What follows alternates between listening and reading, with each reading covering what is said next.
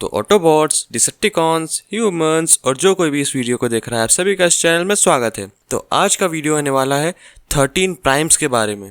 वैसे तो अलग अलग यूनिवर्स में अलग अलग नंबर ऑफ प्राइम्स है, तो हम पहले 13 प्राइम्स के ऊपर वीडियो कर लेते हैं। उसके बाद में ट्रांसफॉर्मर सिनेमैटिक यूनिवर्स के ऊपर जितने प्राइम्स हैं उनके बारे में बताऊंगा। तो वीडियो को पूरा देखना और हाँ, लाइक और सब्सक्राइब कर दो अगर नहीं किया है तो।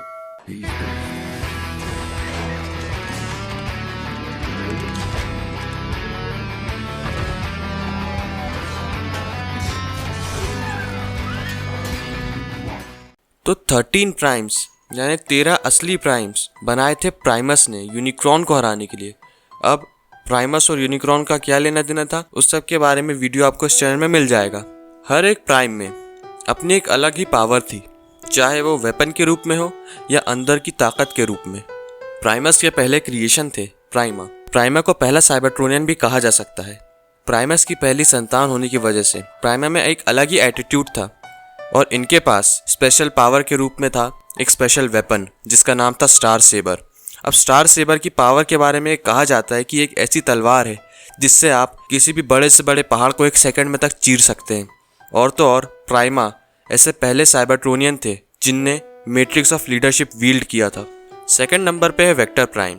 वेक्टर प्राइम के पास स्टार सेबर जितना ताकतवर हथियार तो नहीं था, लेकिन ऐसा माना जाता है कि vector prime inter dimensional travel कर सकते थे और इसीलिए उन्होंने अपनी ज़्यादातर लाइफ मल्टीवर्स में ही गुजारी, उसे ऑब्जर्व करते हुए और स्पेस टाइम को गार्ड करते हुए।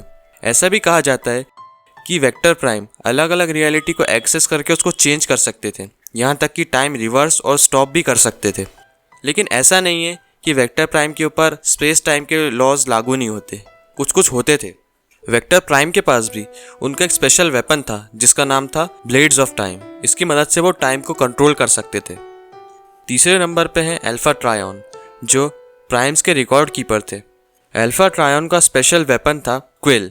इससे आर्टिफैक्ट कहना ज़्यादा बेहतर होगा। तो क्विल एक ऐसा आर्टिफैक्ट था जिसकी मदद से हम यूनिवर्स में चेंज ला सकते हैं, यहाँ तक कि फ्यूचर में भी हम चेंज ला सकते हैं। फ्यूचर में कोई भी इवेंट करा सकते हैं और तो और अपना फ्यूचर चेंज कर सकते हैं।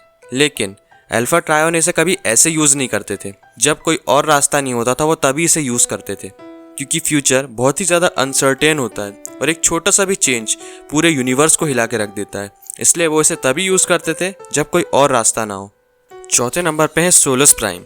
सोलस प्राइम पहली फीमेल प्राइम थी, या ऐसा कहना ज़्यादा बेहतर होगा कि सोलस प्राइम पहली फीमेल प्राइम है, क्योंकि उनके बाद और कोई फीमेल प्राइम बनी ही नहीं, या मैंने तो नहीं देखा ऐसा माना जाता है कि साइबरट्रॉन के सारे रेलिक्स और सारे ताकतवर वेपन्स सोलस प्राइम ने ही बनाए थे, क्योंकि उन्हें क्रिएशंस करना बहुत ज़्यादा अच्छा लगता था और इसीलिए वो बहुत अच्छी दोस्त थी नेक्सस प्राइम की, माइक्रोनस प्राइम की और ऑनिक्स प्राइम की। लेकिन वो सबसे ज़्यादा क्लोज थी तो सिर्फ मेगाट्रॉनस के साथ। ऐसा माना जाता है कि सोलस प्राइम और मेगाट्रॉनस लव में थे। बाकी सारे प्राइम्स की तरह सोलस प्राइम के पास भी एक स्पेशल वेपन था जिसका नाम था फोर्ज ऑफ सोलस प्राइम। ये एक हथौड़े जैसा था जो किसी भी मैटर को कोई भी चीज़ बना सकता है, चाहे वो कितनी बड़ी क्यों ना हो, बायो मशीनरी क्यों ना हो या कोई ऑर्गन ही क्यों ना हो। और इसी फोर्ज की मदद से वो सारे वेपन्स और रेलिक्स बनाती थी। सोलस प्राइम ने ही प्राइमा के लिए स्टार सेबर, अल्फा ट्रायन के लिए क्विल, लीज मैक्सिमो के लिए एपेक्स आर्मर और क्विंटस प्राइम के लिए एम्बर स्टोन तक बनाया था।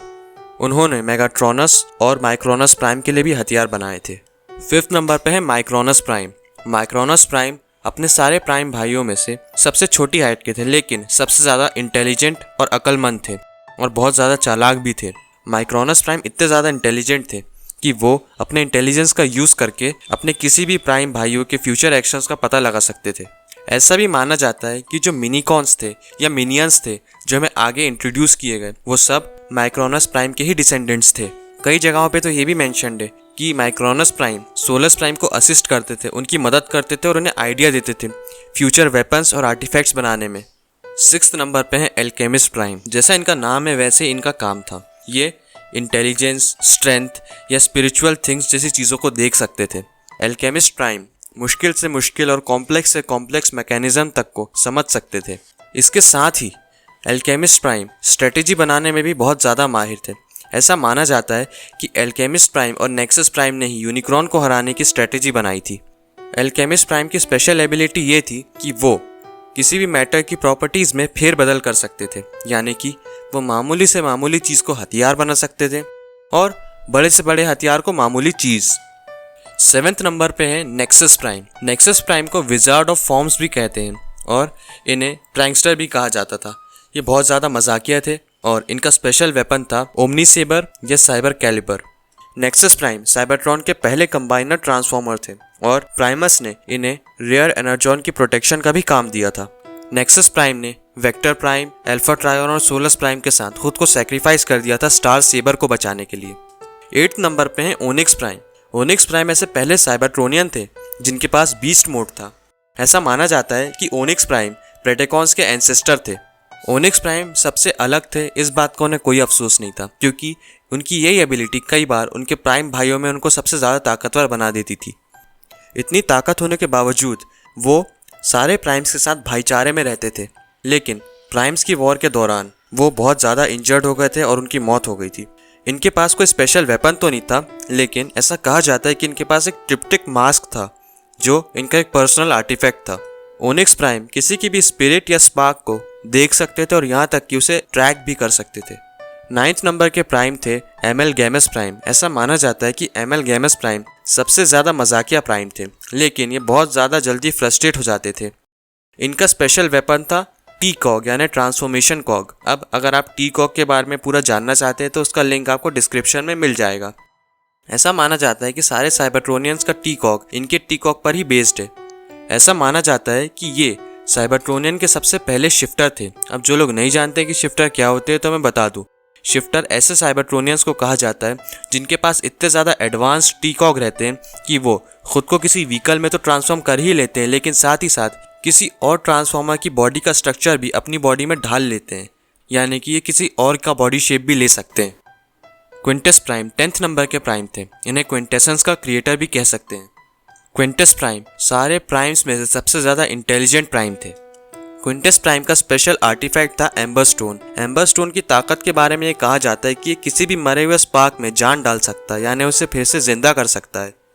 11th नंबर पे है लीज मैक्सिमो। लीज मैक्सिमो सबसे बड़े धोखेबाज प्राइम थे।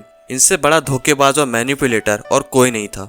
लीज मैक्सिमो का स्पेशल वेपन था यानी स्पेशल आर्टिफैक्ट था लीजन डार्ट्स, जो कि बहुत ज़्यादा पॉइजनस होता था। ऐसा भी कहा जाता है कि जो प्राइम्स की वॉर हुई थी उनका मेन कारण था लीज मैक्सिमो। ऐसा माना जाता है कि डिसेप्टिकॉन्स की जड़ लीज मैक्सिमो ही थे। 12th नंबर के प्राइम है मेगाट्रॉनस प्राइम। ऐसा कहा जाता है कि मेगाट्रॉनस प्राइम ने अपना नाम चेंज करके रखा था द फॉलन। मेगाट्रॉनस प्राइम के ऊपर ही मेगाट्रॉन ने अपना नाम मेगाट्रॉनस रखा था, लेकिन राजनीति में कदम रखने के बाद उसने अपना नाम छोटा करके कर दिया मेगाट्रॉन। मेगाट्रॉनस प्राइम के बारे में कहा जाता है कि मेगाट्रॉनस प्राइम एक बहुत ज़्यादा ताकतवर वॉरियर थे और यूनिक्रॉन को हराने के बाद यूनिक्रॉन की कुछ इविलनेस उनके अंदर आ गई थी। आखिरी प्राइम थे ऑप्टिमस प्राइम, और ऑप्टिमस प्राइम जैसा ताकतवर वॉरियर और हम्बल ट्रांसफॉर्मर पूरे ट्रांसफॉर्मर्स यूनिवर्स में और कोई नहीं। ऑप्टिमस प्राइम के पास बाकी प्राइम्स जैसे कोई स्पेशल आर्टिफैक्ट तो नहीं था, लेकिन ऐसा माना जाता है कि ऑप्टिमस प्राइम से अच्छे और सही डिसीजंस और कोई नहीं ले सकता था। बाद में ऑप्टिमस प्राइम के पास उड़ने की काबिलियत भी आ गई थी। तो यार बस आज के लिए इतना ही। अगर आपको वीडियो पसंद आई तो लाइक, शेयर और सब्सक्राइब कर देना, और हाँ, बेल आइकन दबाना मत भूलना। मिलते हैं नेक्स्ट वीडियो में।